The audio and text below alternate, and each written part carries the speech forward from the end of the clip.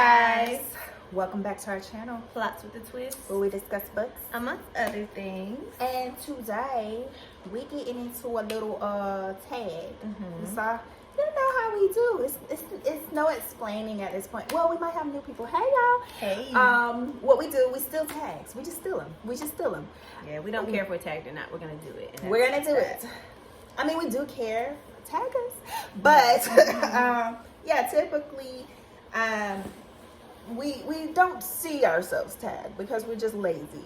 But other than that, we did see this tag circulating. This is the contradiction tag. So we thought it'd be a cute little tag to do today. So that's what we got for you. So let's get into it.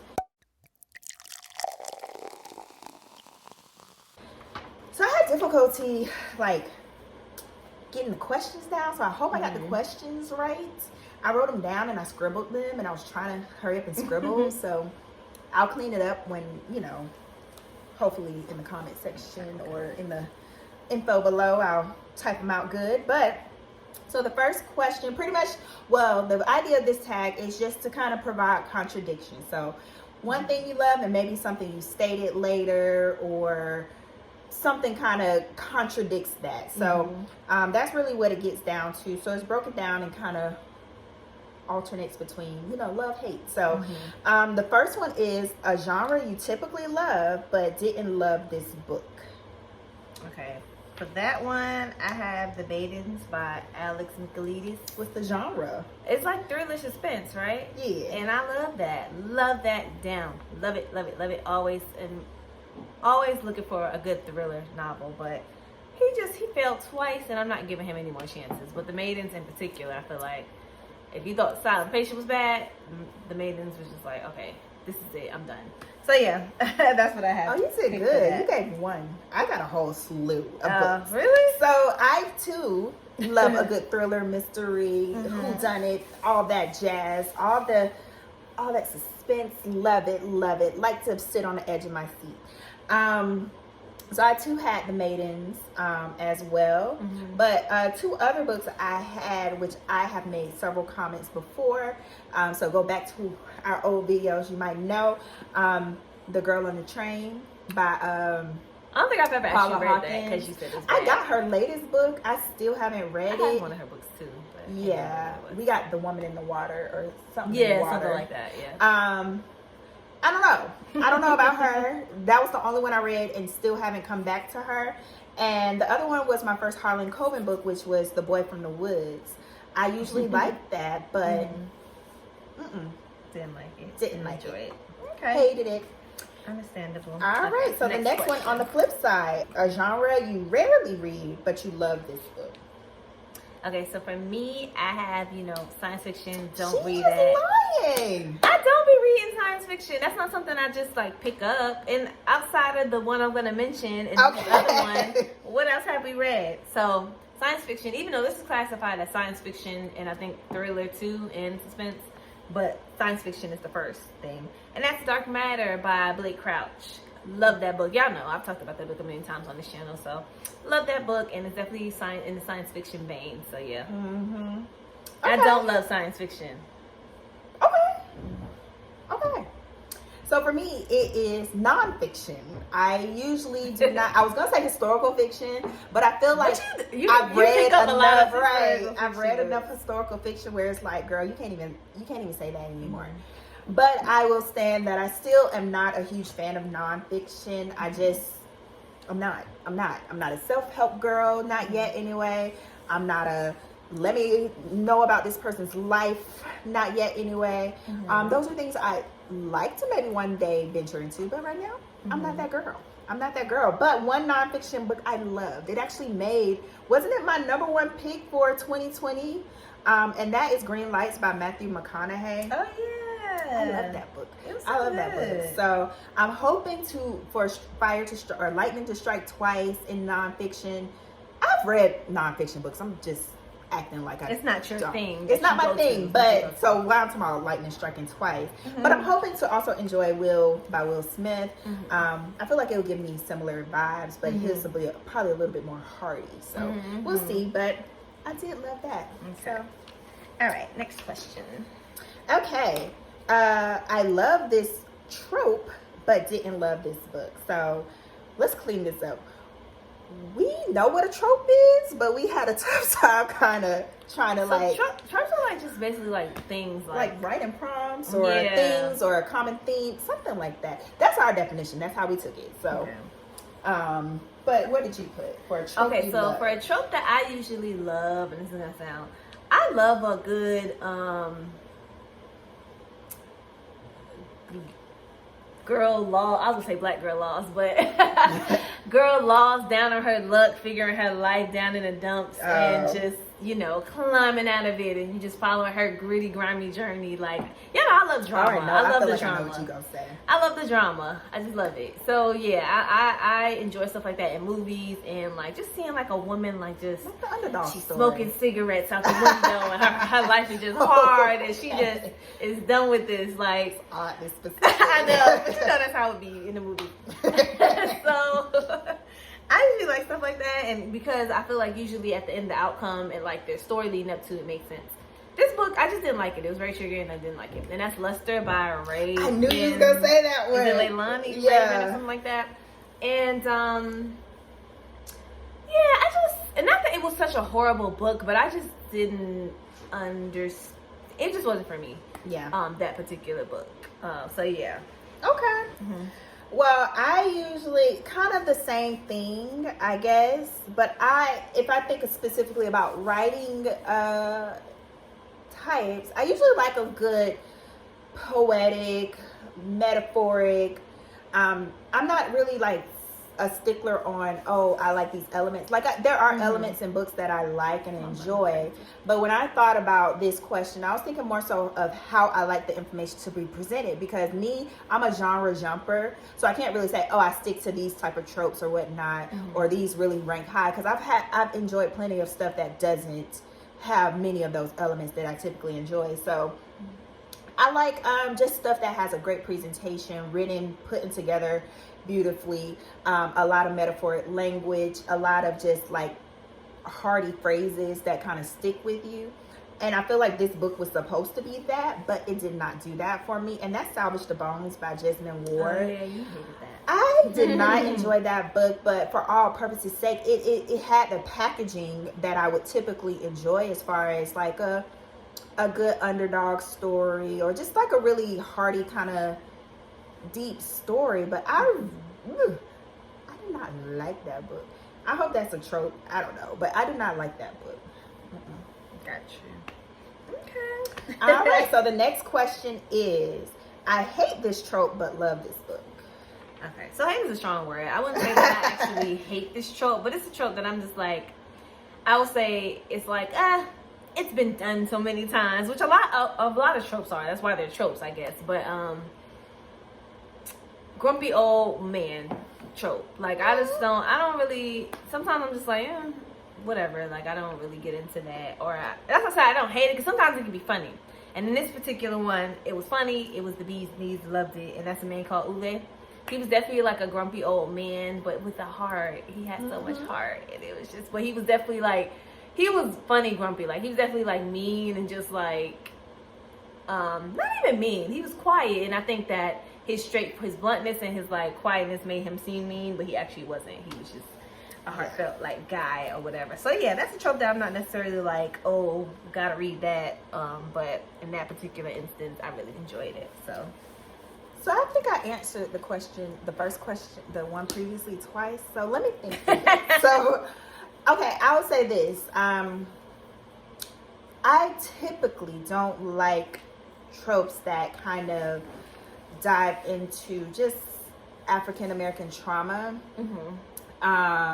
I usually am kind of hesitant to read those types of books. Like I know the importance and significance of those, but typically if it has some type of hearty race discussion, I honestly, it's a harder read for me, a harder hurdle to overcome mentally. So I typically don't usually just gravitate towards those books. They'll land on my reading list, but stay there for some time. And so some of those books that I have really enjoyed, was I guess more recently was We Are Not Like Them by Christina Pride, and Joe Piazza, just for the sake of not giving a laundry list of books that I've enjoyed that discuss race in more detail. But that one was really enjoyable. It had a really hearty, strong kind of unsettling situation that came about, but it was presented in a way that was palatable. You could really understand and follow along like the different kind of perspectives, and ultimately it just was an overall enjoyable read, without being super like labored. Like I went through a lot reading that book. That's what I don't like about those books. I don't like the emotional drain they usually have on me, and that one didn't really have that. So I would say I enjoyed it for that reason. So okay, look at me thinking on the spot, because I definitely did not write that down. All right, so another contradiction. I love this author but did not like this book. Okay, so for this one, Frederick Bachman, y'all know I love him. He wrote Man Called Me, but I didn't enjoy Anxious People as much as I thought it would, and I'm still gonna chalk that up to Kristen hyping it up and me being let down.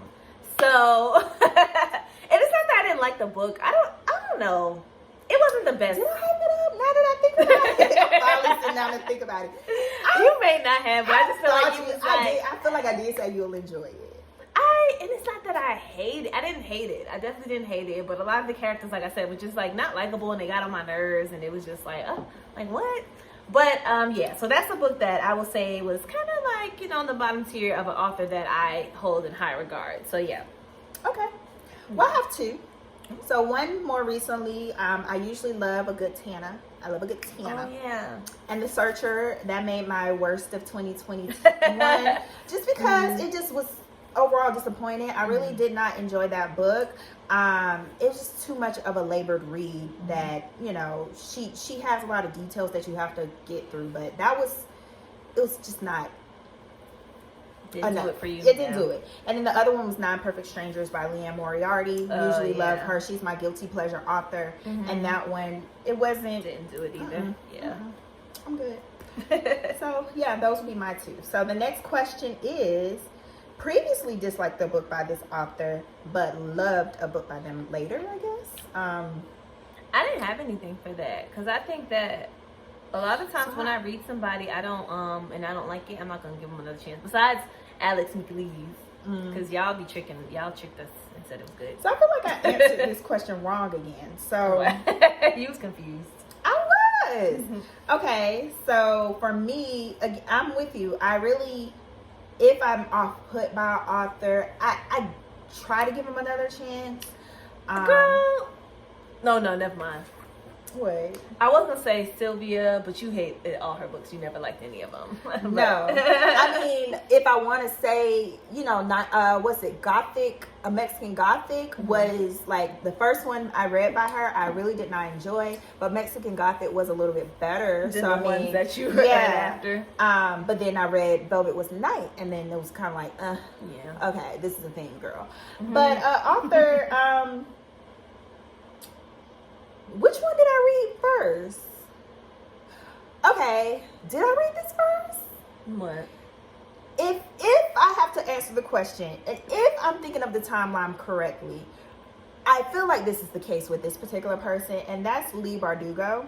So I feel like I read Ninth House first. I did like Ninth House, but it wasn't as enjoyable. But maybe I'll read Ninth House next. As The Six of Crows. You need to read that this year. Oh my god. I had that book too. Right. Six of Crows. So I might have my timeline off, but if not, that would be an author. Like, I didn't necessarily not enjoy the Ninth House. It just was like, okay, what's the hype about? But then I read Six of Crows. I might have that backwards. I don't have an answer either. All right. Next question. All right. Next one is a book cover that you love but did not like the content of the book. Okay. So after that, I have Wahala by Nikki May, which I just read. And by the time y'all see this video, I think our TBR wrap up will be up. But yeah, didn't really enjoy that book. The cover is beautiful though. I love the cover, and I think there's two covers because when I looked online, like on Goodreads to put in my little rating, it was a different cover than the one that's on like the audio thing. But the cover is beautiful. It's very colorful. It's a really nice cover. Didn't enjoy the book as much as I would have hoped. That's all I'll say about that. Okay. Well, for me, it is Sylvia Moreno Garcia books. Okay. She has great covers. Yeah, her covers are cute. Her covers are enticing. They give a promise that they don't deliver. So I will say her, like all of them. And then the other person who had, oh no, that's different. So no, her books. Her books, especially, what is it, God of Jade and Shadow. I thought that was a beautiful cover. I thought it was going to be this beautiful colorful Mayan mythology tale. And wasn't that? It was all right.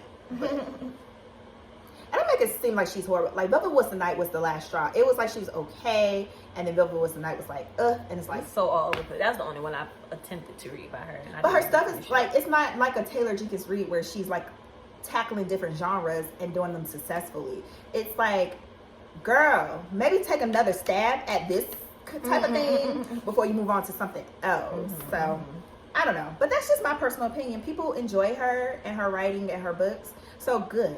Thank you. I hope she gets the support she needs. I haven't enjoyed it. I'm sorry.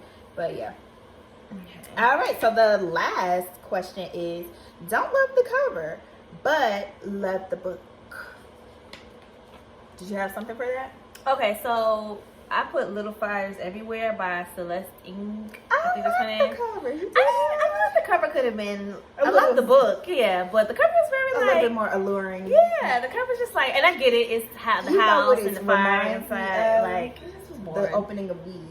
The house, yeah. It looks like that. It looks like that. Little boxes, yeah. Yeah, and the cover just wasn't. The book was phenomenal. Love the book, but yeah, the cover didn't live up to the book. So yeah, I have a few. But I'll just kind of keep it. What did I write? I caught myself trying to scribble. But I would say overall, as much as I enjoy her books, even though she was on my list earlier, her covers could use some work, and that's Tana French's covers. Oh yeah, they're kind of blah. They're kind of blah. I mean, they don't really make you excited to read the book inside, and because she has some details and can kind of, I don't want to say she drags, but she she can sometimes. She can drag.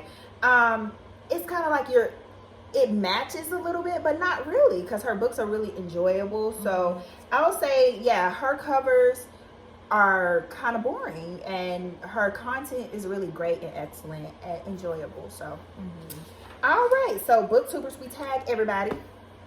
If you want to do this, do it. We telling y'all to do it. Send us a message so we can go watch it. Right. Let us know your thoughts on any of these questions. Let us know if you had any contrary thoughts, any contradictions to our contradictions. Like this video, subscribe, ring that bell. Let me stop doing it. We'll talk to you next time. Bye.